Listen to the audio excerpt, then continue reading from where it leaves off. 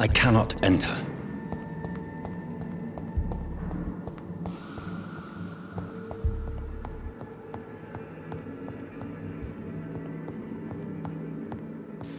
This key will surely grant me access to the basement.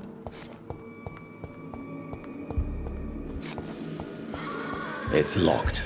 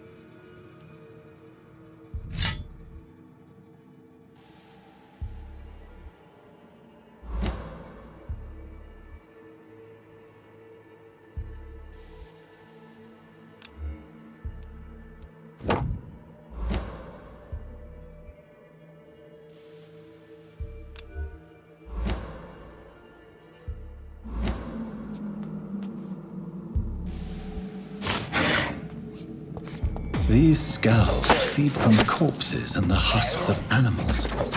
They're not after blood.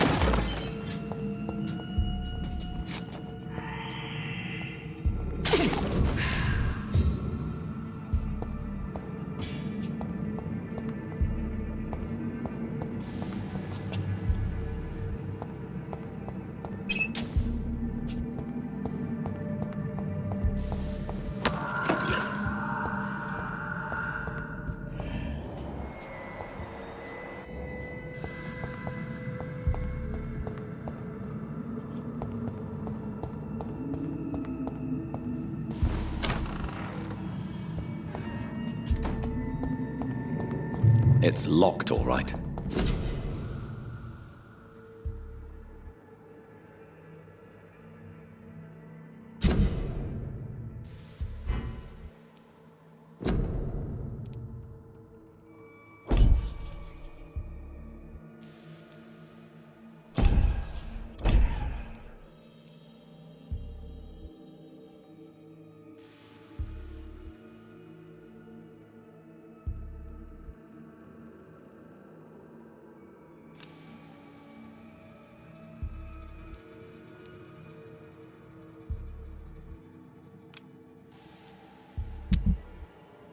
Mr. Connor's injuries don't match the report.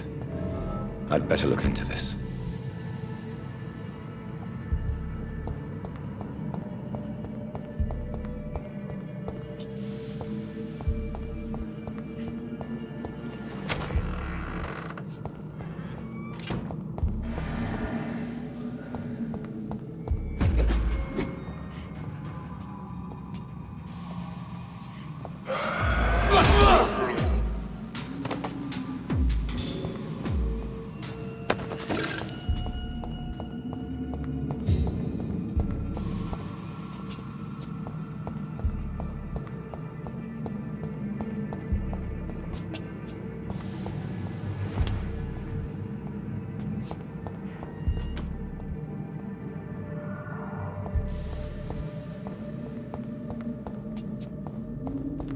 It's locked, all right.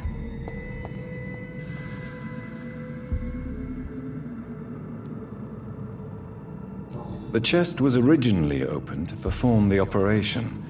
The sutures are clean, but the chest has been reopened.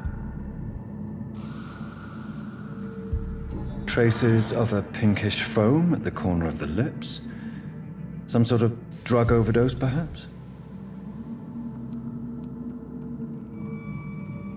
Multiple abrasions and scarring on the arms and legs. Old and distinctive injuries of a sailor or a fisherman. A puncture over the left lung, possibly a chest tube insertion. Not the cleanest work, but I think it was successful. Signs of internal bleeding. So, Dr. Tippett's anesthetics were incorrectly dosed, causing the patient's death. And then he tried to operate on him again. Tippett has made an egregious error. It's time we talked.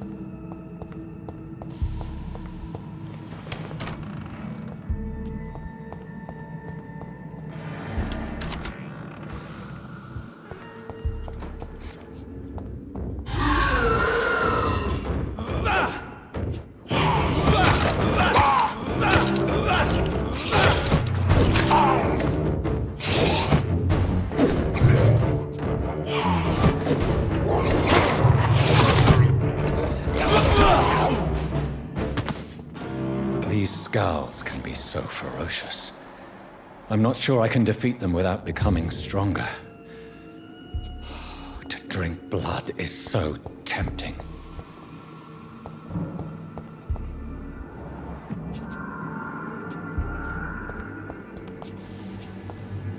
Sodium hypochlorite. Dangerous to administer, but efficient in the proper dosage.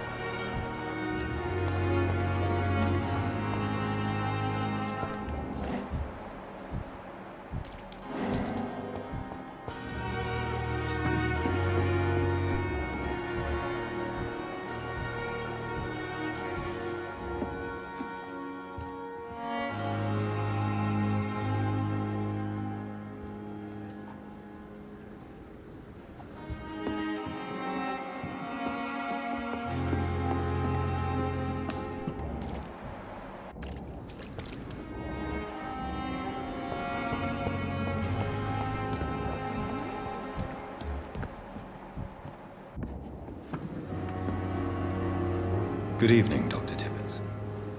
Dr. Reed, any good news to share?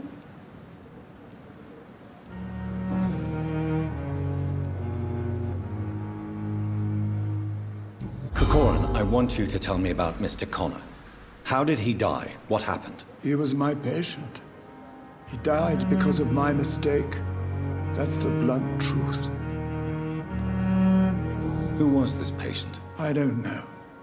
Some sick man from the docks, maybe a fisherman. I had no time to talk with him. No one claimed a body. What was the nature of the mistake? It was a twofold error. My diagnosis was wrong, and the administered dosage was too strong.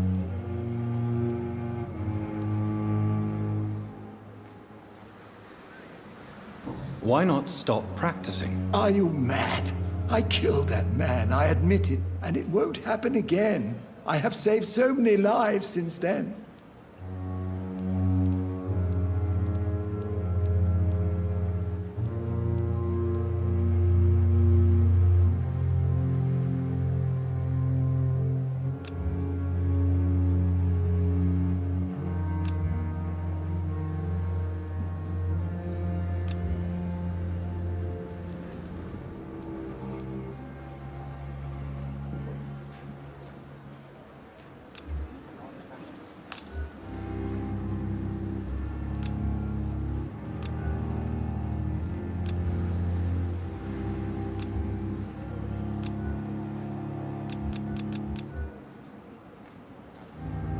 Do you need any medical assistance yourself, Doctor? Come on, don't be ridiculous, dear colleague.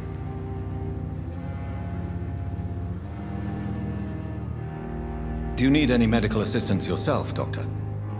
Come on, don't be ridiculous, dear colleague.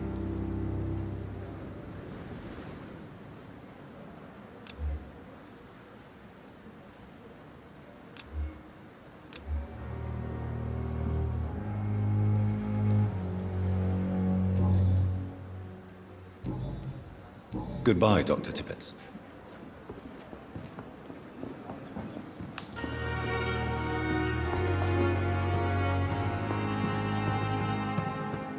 Another night. Surely I can endure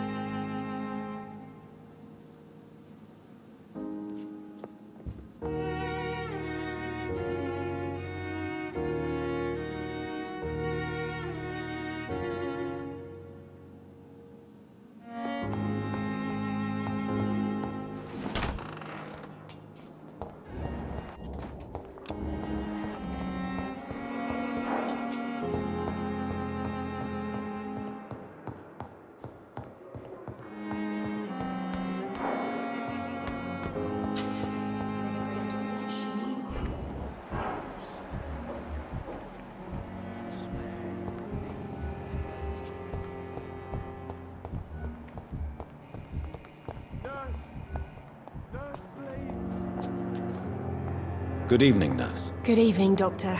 I don't think we've been introduced yet. My name is Pippa Hawkins. And I'm Dr. Jonathan Reed. Dr. Swansea has recently offered me a position in this hospital. Well, it's a euphemism that your help will be appreciated, Doctor.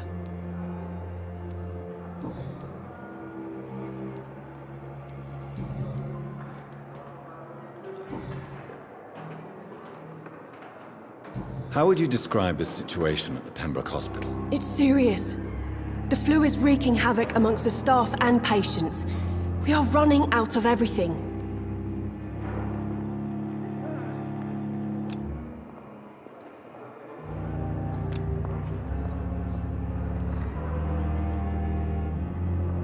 Nurse Hawkins, the Spanish flu won't last forever.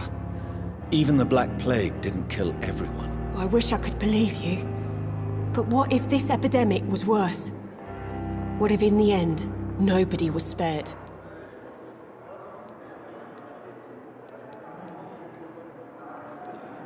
You must get a hold of yourself, nurse. Sorry, I'm exhausted. No one has any idea when this epidemic will be over.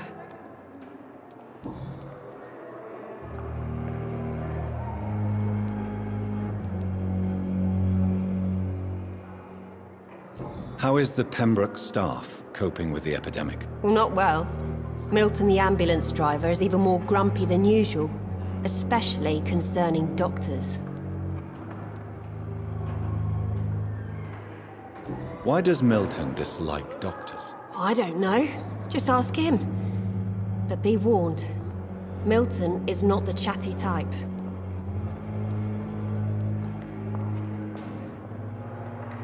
Why is Milton grumpy on a daily basis? Is it just an act? Milton's not the kind of man who's bothered about a bad reputation, whether he deserved it or not.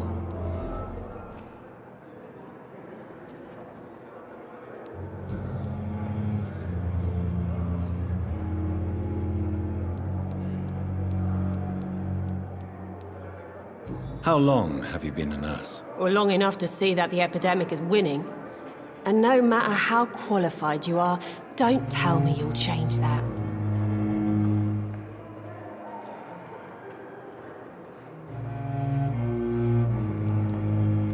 You're right. When dealing with such a terrible disease, one must remain humble. But that doesn't mean we shouldn't try our best. Sorry, Doctor. I don't want to sound bitter, but I'm just too tired to give a pep talk like Nurse Brannigan.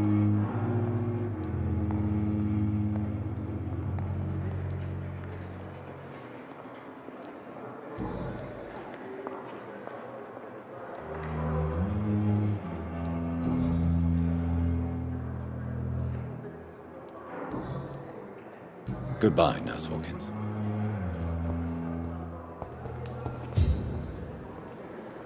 Good evening, miss. I'm Dr. Reed, the new surgeon at the Pembroke Hospital. And who are you? Your name has no meaning to me, mortal. You're nothing but dust blown by the winds of eternity. I beg your pardon? What are you begging for, mortal? My clemency? Well, tonight maybe I'm inclined to mercy. You'll never forget the night you met Thelma Howcroft. You keep calling me mortal. Why is that? And if I'm mortal, what are you? Well, Dr. Reed, if you must know, I'm a vampire.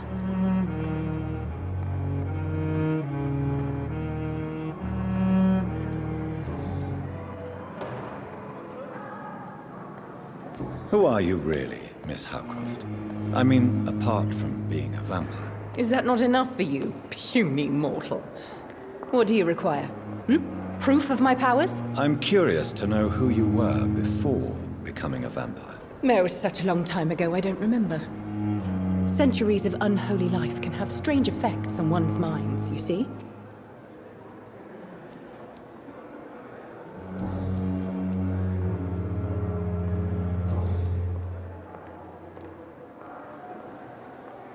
And why do you believe you're a vampire? I don't need to believe anything. It is what I am. It is what I feel within this hollow shell of flesh.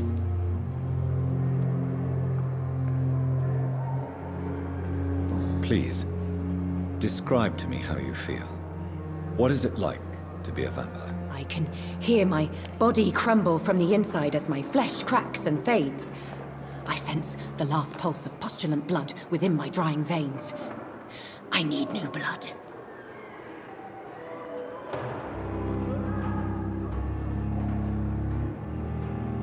I see. Have you ever heard of Cotard syndrome, Miss Howcroft? Never. It's a mental illness discovered by a French neurologist named Jules Cotard. The affected patients are delusional. They believe that they are putrefying, that they are dead, a ghost or a ghoul, or in your case, a vampire. Delusional, you say? Oh, sad and petty mortal. You can't even begin to understand the concept of immortality. And you think it is I who am delusional.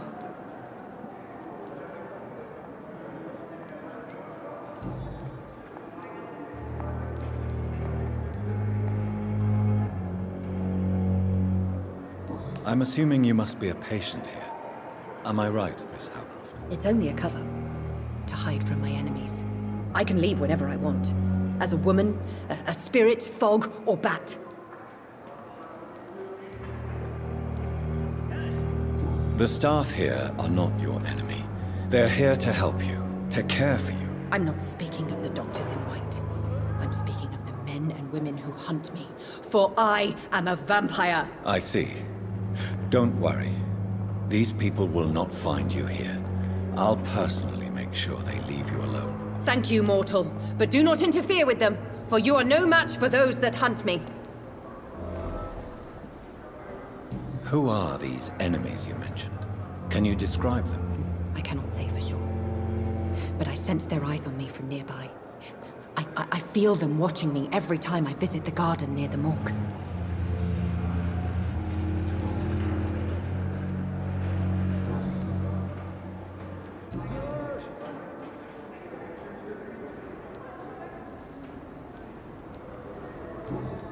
I'll leave you, Mistress of the Dark, to your nocturnal activities.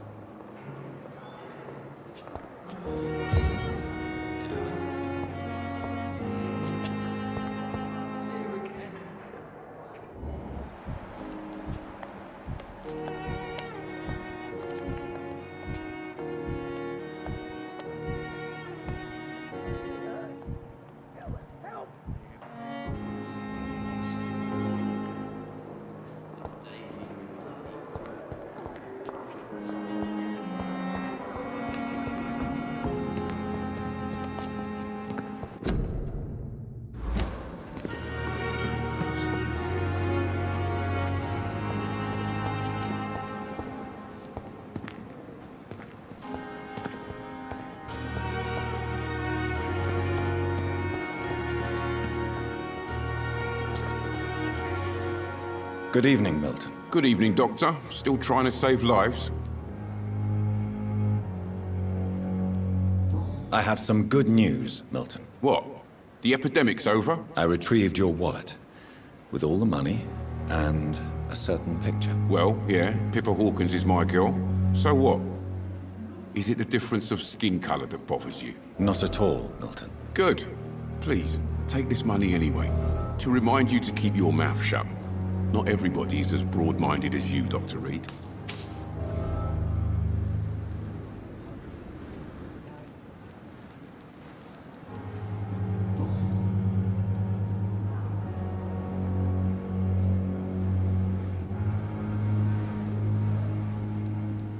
What's going on between you and Nurse Hawkins? Pippa's tired. Tired of all this shit. Tired of all those corpses piling up. She's as depressed as I am.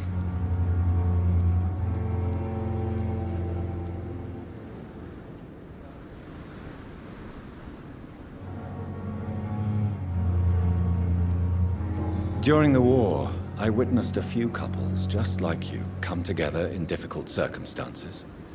It can be very damaging. Maybe you're right. But we support each other. And that's all that matters. You do realize you could both get fired. Hospital staff are not meant to have intimate relationships with one another. Come on, Dr. Reed. Do Do you know how many rules are broken in this hospital every day just to keep it running? There's nothing wrong with what we're doing.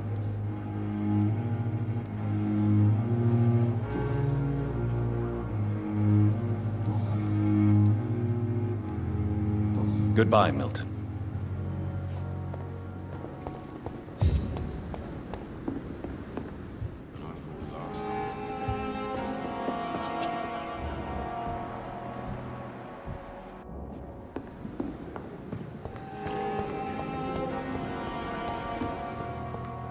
It's safer here than anywhere else. Good evening, nurse. I'm Dr. Jonathan Reed, the new surgeon here at the Pembroke. Dr. Swansea has already told us about you, sir. I'm Nurse Gwyneth Brannigan. Welcome to the Pembroke Hospital. Did he really? It's a good thing I wasn't hoping to keep a low profile. All members of staff have already read about your new blood transfusion technique. Dr. Swansea made sure of that. I see. Well, I'm a little surprised, but I suppose I'll just have to deal with this unexpected notoriety. You must know, blood transfusions are Dr. Swansea's primary subject of research. He is convinced it is the future.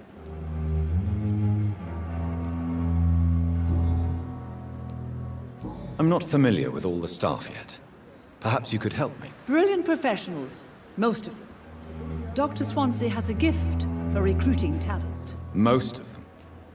Is there a problem I should know about, nurse? It would be inappropriate for me to speak ill of a colleague.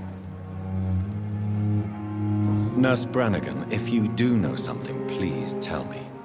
Anything you say will be held in confidence. No. I may disagree with some conduct, but in the end, everybody is doing their best.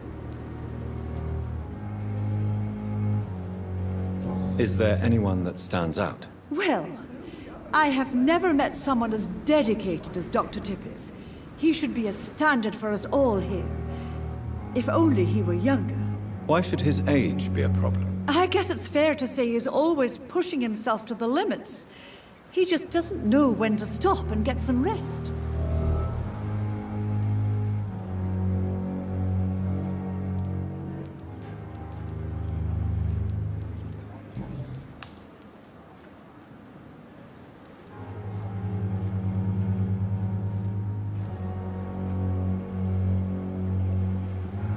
How are things here? Not good, to say the least.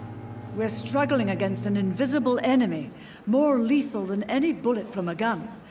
It's hard, Doctor.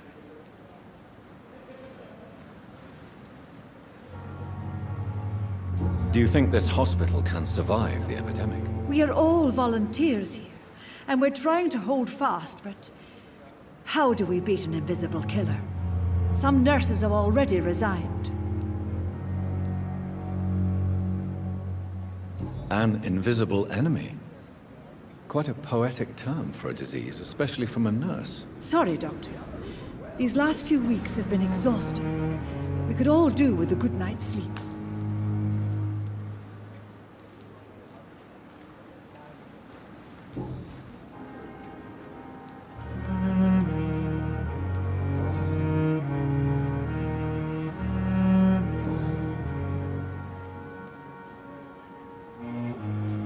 Why does Dr. Tippett claim you're the main reason he keeps working, despite his fatigue? If it wasn't for him, I probably would have left the Pembroke years ago. Dr. Tippett does not think of you as just a nurse anymore, does he? If you're suggesting he's not taking my gender into consideration when it comes to medical practice and knowledge, I really hope he doesn't.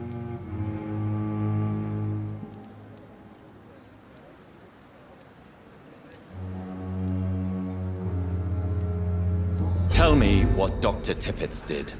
I know his mistake caused a patient's death. If I had not covered up his error, Dr. Tippett would have been fired from this hospital.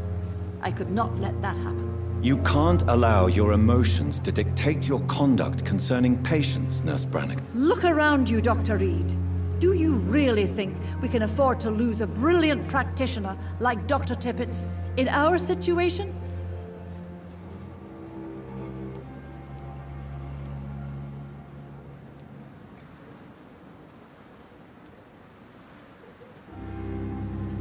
Perhaps you did it with the best intentions, Nurse Brannigan, but you took a great risk. Must I remind you that a man died? You mean you've never made a mistake? Never covered your tracks? Come on, Doctor. I wasn't born yesterday.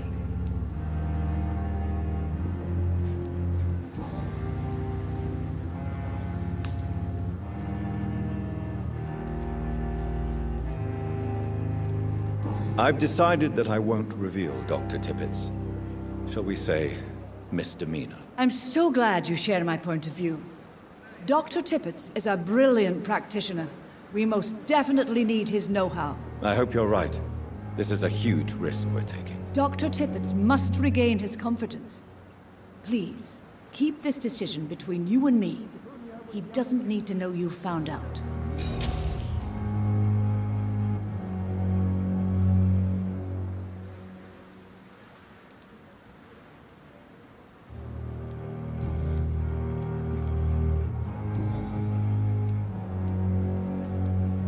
Goodbye, nurse. Call me if you need assistance.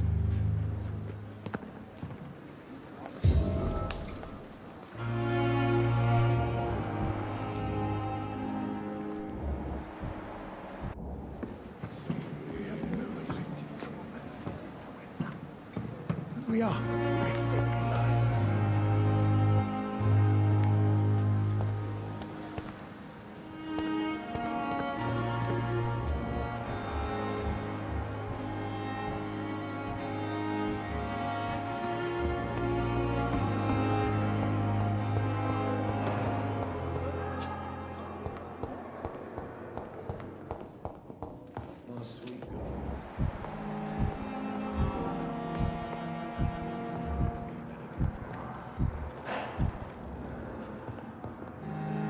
Finally, you've returned, Doctor.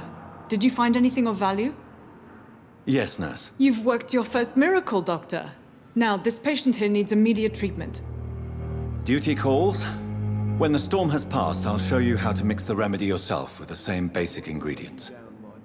Many thanks, Doctor. When you've finished, you ought to report to Dr. Swansea in his office. He's been looking for you. Seemed pressing.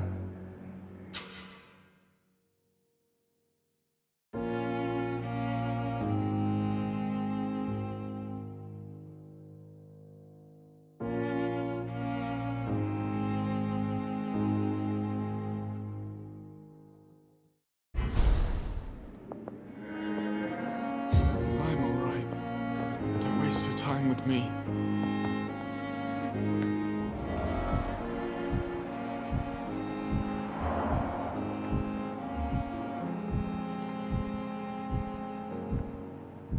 Good evening.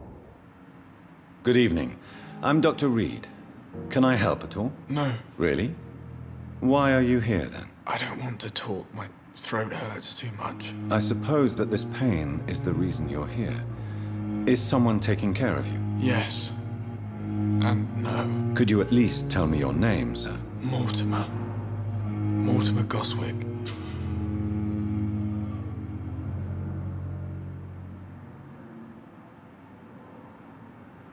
Do you need any help?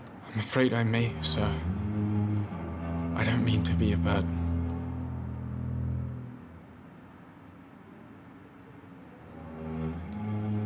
You are not a burden, sir. Healing you is my responsibility. And you have my gratitude for that.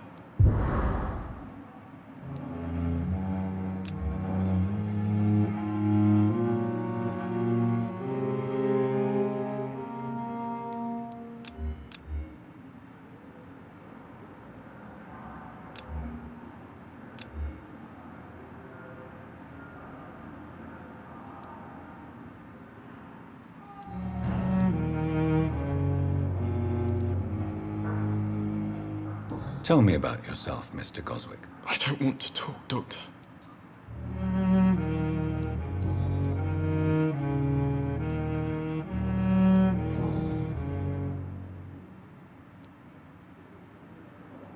How painful is your throat, Mr. Goswick? So painful I'd rather not talk at all, Doctor.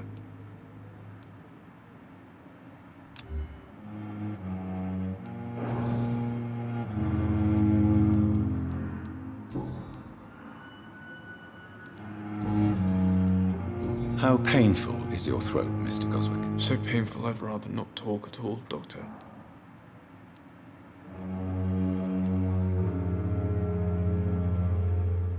I'm sure you realize a doctor and his patient have to communicate, sir. Would it help if I gave you some paper and a pen? Not really. I see. Then maybe it's not just your throat that hurts, Mr. Goswick. Perhaps your sore throat is just the consequence of something more hurtful. Yes, maybe. But I don't want to talk or even write about it now.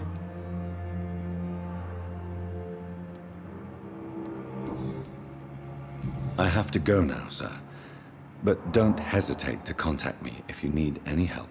I'm alright. Don't waste your time with me.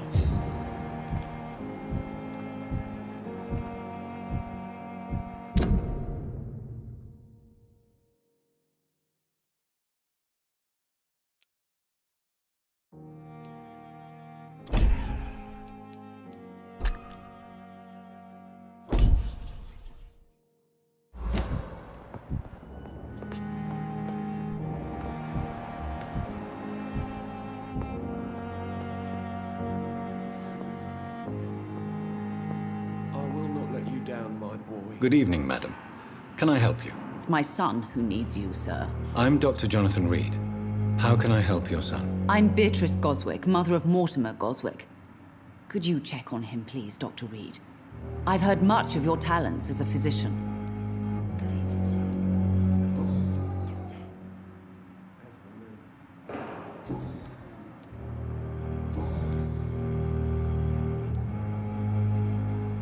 What can you tell me about yourself, Mrs. Goswick? Not much to say. Just take care of my Mortimer and I'll cover all the expenses. That's all that matters.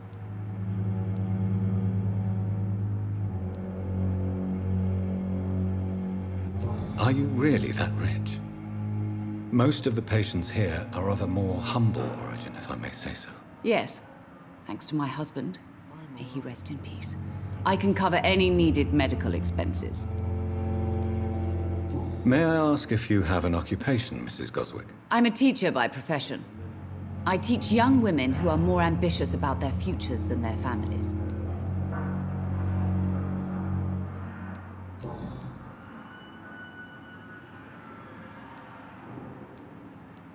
What do you think of your reception here?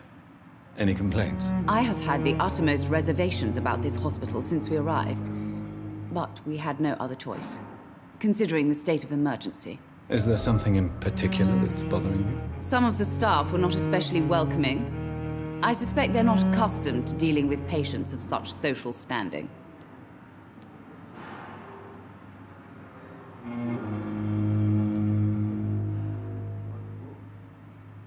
Tell me more about your arrival at the Pembroke Hospital. What gave you such a bad first impression? The ambulance driver was quite rude, for a start. And that nurse, Miss Hawkins, seems to have quite a dubious attitude. What do you mean? She managed to secure a bed for my son despite the epidemic. It was a relief, but it wasn't cheap.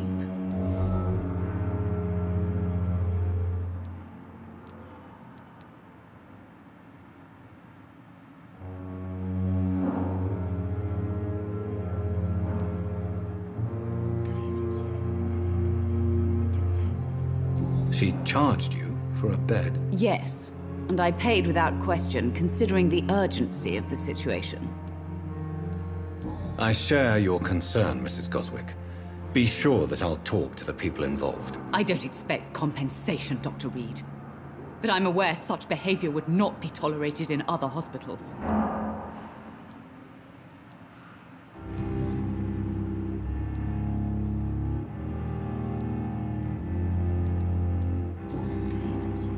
Goodbye, Mrs. Goswick.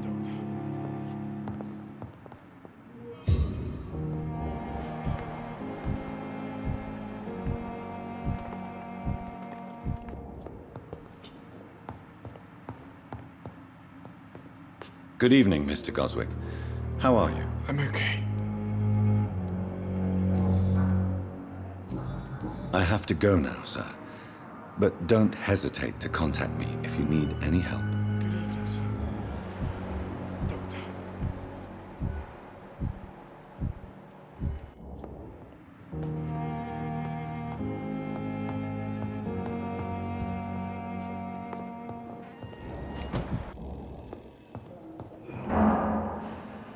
Good evening, sir.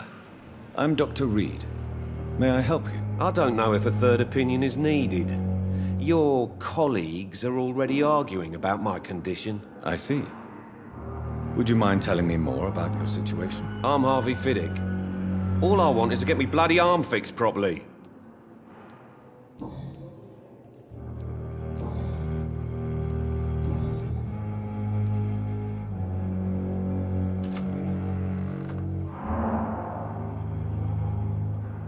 Tell me about the doctors who are arguing about your case. Strickland and Aykroyd. They both want the best for me, but there's a lot of pride there. Doctors are no different from carpenters, it seems. What do you mean? I often had professional arguments with rivals on a building site. Difference is, I disagreed about wooden nails, not flesh and bones. Tell me about yourself, Mr. Fiddick. I'm just a regular guy waiting to get his arm fixed, so I can return to work and to my family. I was more curious about what you were doing before being hospitalized. I'm a carpenter, and a good one too. But that means I need both arms to feed my family, Dr. Reed.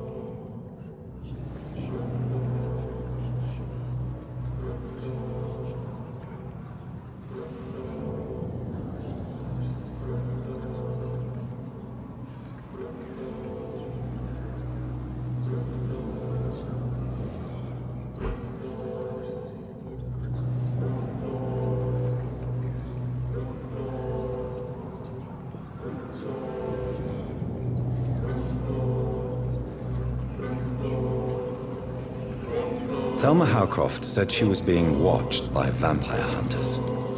Where are they hiding? I should investigate.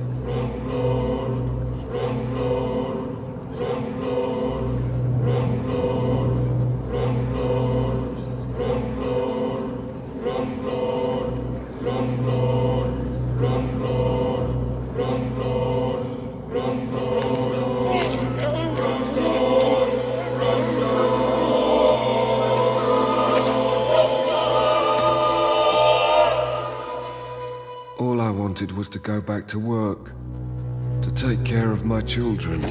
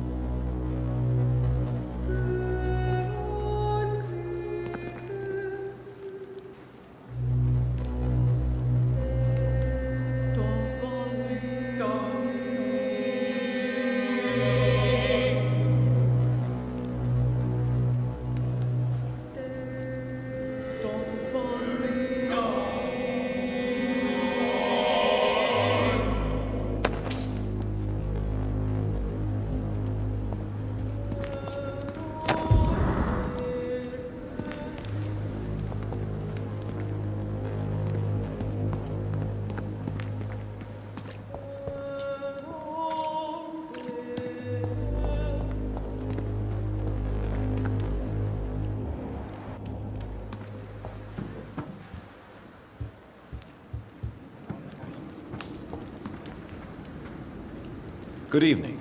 I'm Dr. Reed. Always a pleasure to meet a colleague, sir. Especially when he was supposedly dead. A colleague?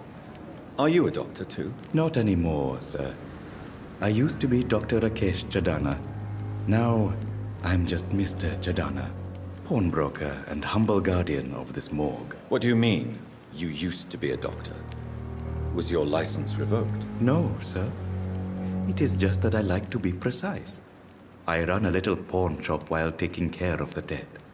But I used to be a real doctor.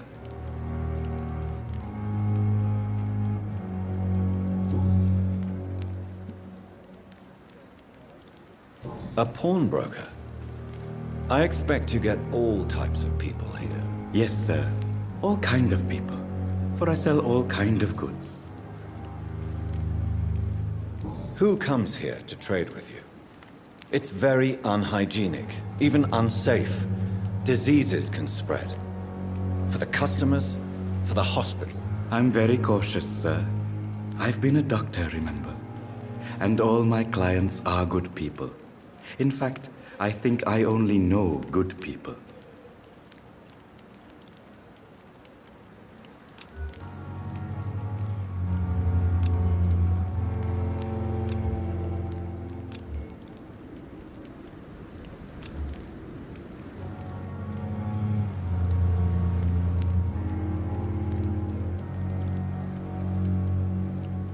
Who comes here to trade with you?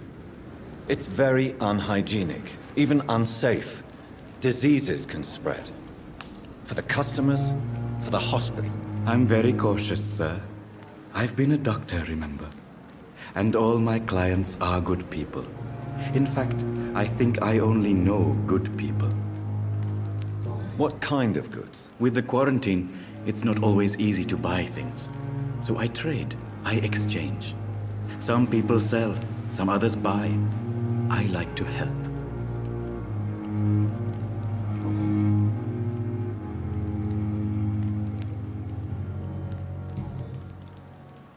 Please show me what you have to sell. Of course. It's just trinkets and curios, really. But I'm sure they can be useful.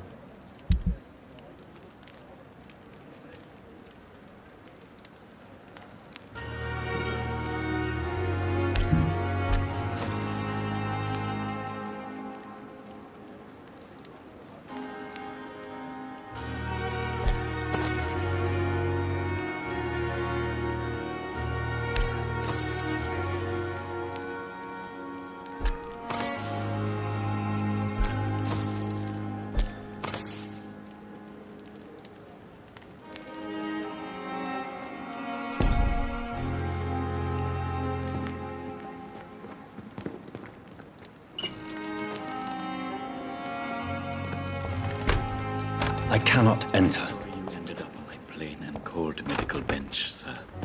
I understand you must be very angry about this unfair situation. I managed to arrange to have you buried in the same mass grave as your wife. I hope that might help.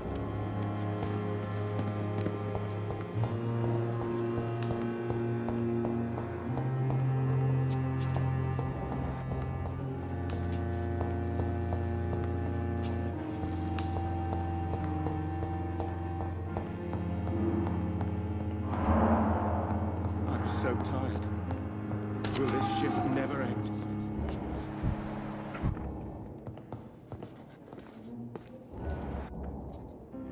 Good evening, sir. I'm Dr. Reed. I believe we're going to be colleagues. Reed? Yes, I've been informed about your arrival. I'm Waverly Ackroyd.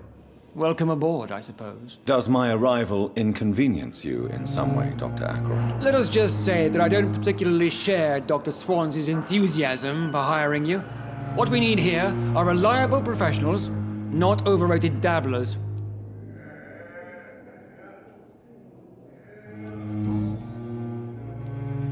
It seems you have bad memories of your military service. I refuse to see this industrial slaughter as scientific progress. War only reveals the worst in men. We can at least agree on something, Dr. Ackroyd.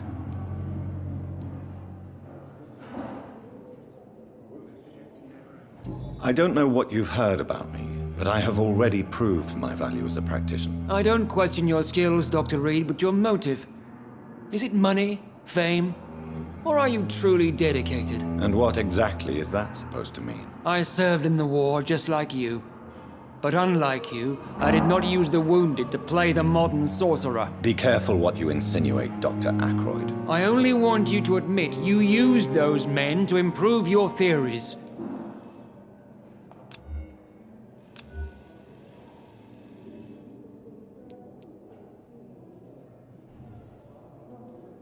Knowledge has always been and will remain our main weapon, and it has always come at a price. And personal initiative. It is not a question of initiative, it is a question of integrity. These men and women have put their faith in us, Dr. Reed.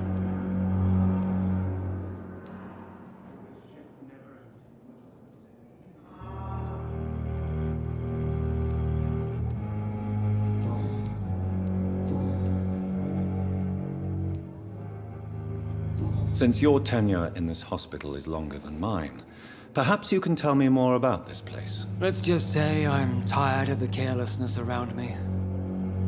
I have always respected the skills of Dr. Swansea, but over time his enthusiasm has become displaced. Carelessness?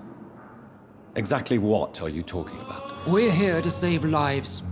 The people who trust us are not volunteering for experimentation. They're here to be healed. I don't intend to run any radical experiments, Doctor. Even if I, as any good practitioner should, express an interest in pushing the boundaries of medical research. Modern medical methods were created through audacity and ego. But there are rules in our line of work, and they're here to protect our patients.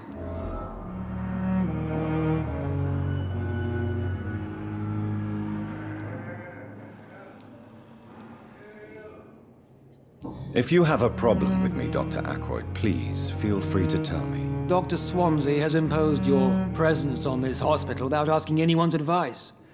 The benefit of his position. But I don't agree with it. I know we've never met before, but I believe this hospital could use all the help it can get. You will agree with that, I'm sure. Oh, but I have heard about you, Dr. Reed. Of course, you can't say the same about me, since I have not wasted my time courting the